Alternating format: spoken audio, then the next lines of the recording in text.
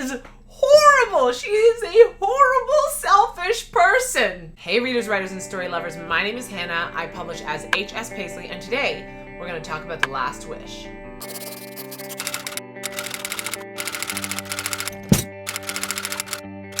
Okay, so if you're new here, I got into The Witcher through the TV show and then fell into gaming and then created this channel, and here I talk about whatever I want. And what I want to talk about today is The Last Wish. And I think I did it wrong because I was going chapter by chapter, short story by short story on my other channel and pairing it with reviews of the Dresden Files books, and I should have just read it all at once. And the reason I say I did it wrong is because now that I have read it all at once, I started from the beginning, I wasn't paying attention properly or something, because even though I liked it, I'm halfway through the second one, I like it way better. And I think part of that is because I felt like if I hadn't seen the TV show, I would have been confused. But I also recognized that because I saw the TV show first, instead of just like reading the book, I was comparing it to the show, seeing what the show did differently, seeing the changes that I liked and didn't like, and thinking about it in that kind of analytical way instead of just the story. This is going to be a two-part video today. I'm also going to watch some new Witcher Season 2 stuff, but in a separate video, so that one day, if this channel ever gets monetized, this video will be monetized. A couple of videos ago, I posted asking the question, do white male fantasy authors suck? And in the comments, somebody suggested these books, and do white male fantasy authors suck? The conclusion I came to was like, no, of course not.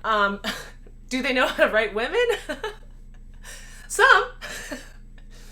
Maybe not this one in this book. I do feel like the portrayal of women in this book is horrible. Is like right off the bat, we're getting this silent, sexy nun who sometimes looks like the girl that our main man, Big G, the marshmallow Geralt of Rivia, wants, who is also the worst!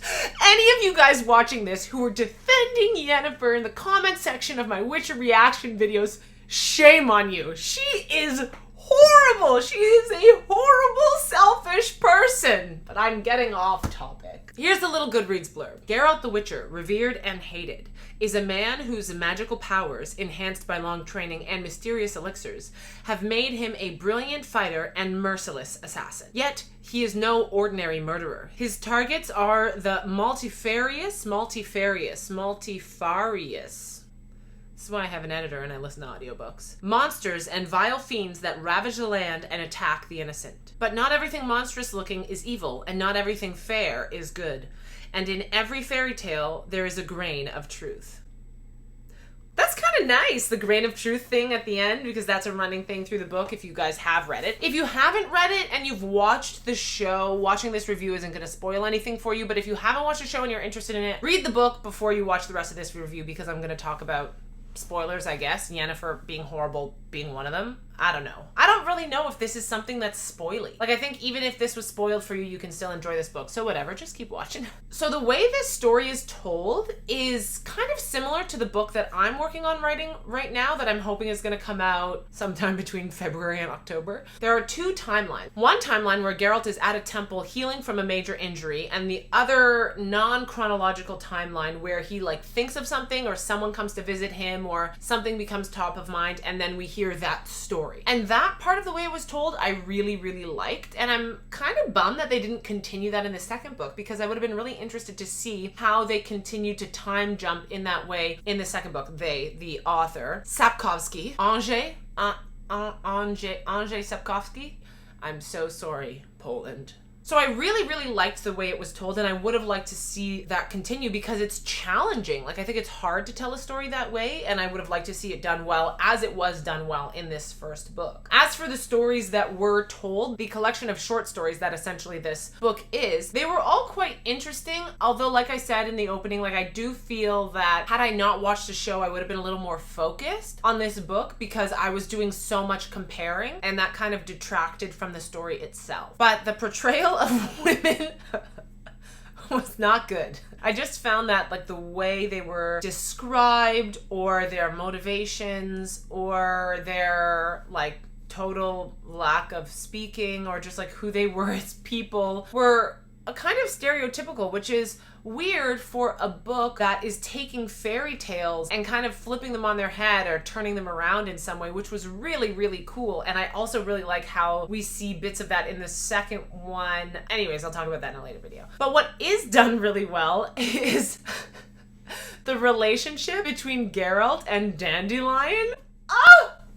I thought I liked it in the show. It's way better in the book. Way, way better. And I just feel like they're actually friends, you know? In the show, it felt like he was just tagging along and Geralt was kind of begrudgingly putting up with him, kind of annoyed with him. But in this, like, they're really friends, and I love that. Their relationship is so great. Like, I'm hungry to read just their bromance. It also just shows me how much Geralt is a marshmallow. A huge, huge marshmallow. I don't know what else to say because I think I'm going to confuse it with stuff that happened in the second book that I'm still reading. Oh, there was one thing. In the short story with Calanthe and the Law of Surprise, I actually liked better how they did it in the show where Geralt doesn't know that she's pregnant. That, I can't remember the daughter's name now. Oh my gosh, I've watched the show twice and I read this book and I can't remember. Whatever. Ciri's mom. He knows she's pregnant in the book, and that's weird because he's like this brooding, I'm a bad guy. I'm the bad guy. Duh. Sorry. But he wants this kid and he'll just never go back for her. You know, I just felt like that was kind of strange and a correction that I really liked in the show. And that scene where she... Fuck.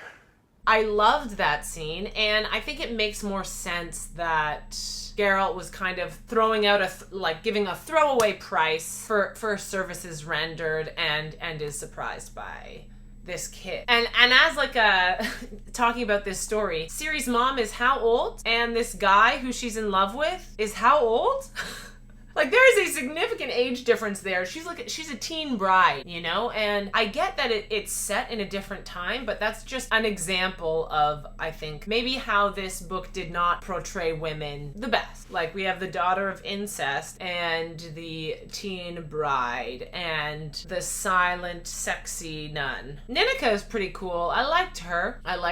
Anyways, this book has, what, 4.12 stars on Goodreads? I'd probably give this book 4 stars. I haven't written my review for it yet, but I really enjoyed it. I'm kind of giving it 4 stars because I think I read it wrong, like I wasn't thinking the right things. I want to give it 3 for the experience that I had, but I can appreciate that is not accurate to what the subject matter actually was. It wasn't the book's fault that I was comparing it to the show. So, The Witcher by Andrzej Sapkowski, 4 stars. One thing I do wonder, and this is specifically for people who have read it in the original Polish and also in English, how's the translation? Because I felt like there were parts, and maybe this comes up more in the second book, but I feel like it happened a lot in the first book too, where I felt like there must have been a mistranslation or there was a writing tool used over and over and over again and it shouldn't have been used that much. And it was... what was it? Ugh, the notes on my phone. And if you guys watch my stuff, you know I film on my phone. It was,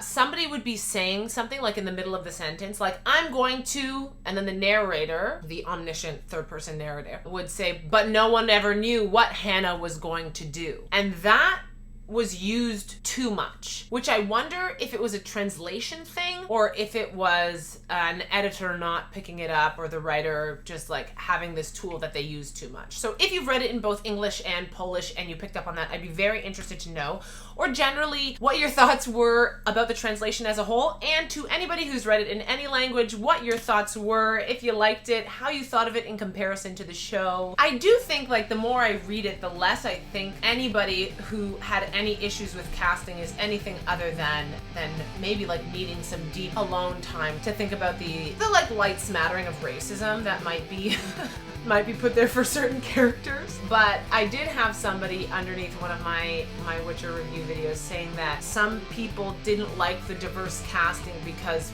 Poland's so white, you know? Which, like, I guess is fair. Like, you don't feel representative in this thing, but it's an American show, so I don't really know how I feel about that. I am just on the fence. I know how I feel about it. I'm on the fence. I understand both sides, but I still appreciate diversity when I see it. You know? Anyways, I'm gonna start watching these trailers now. There's gonna be a second video. It's gonna go up at the same time as this one, so there's a link in the description for my second video. Thank you so much for making it to the end of this video. I hope you guys are all happy and healthy, that you'll go over to my next video, and that before doing that, maybe you'll get a glass of water if you're dehydrated, because you're probably dehydrated. One thing that I forgot to say that I just remembered is that I listened to the audiobook, and I feel like it was really weird. In the first audiobook, the narrator was saying dandelion, and in the second audiobook, he's saying dandelion. I mean, why would it be dandelion? Why wouldn't it be dandelion?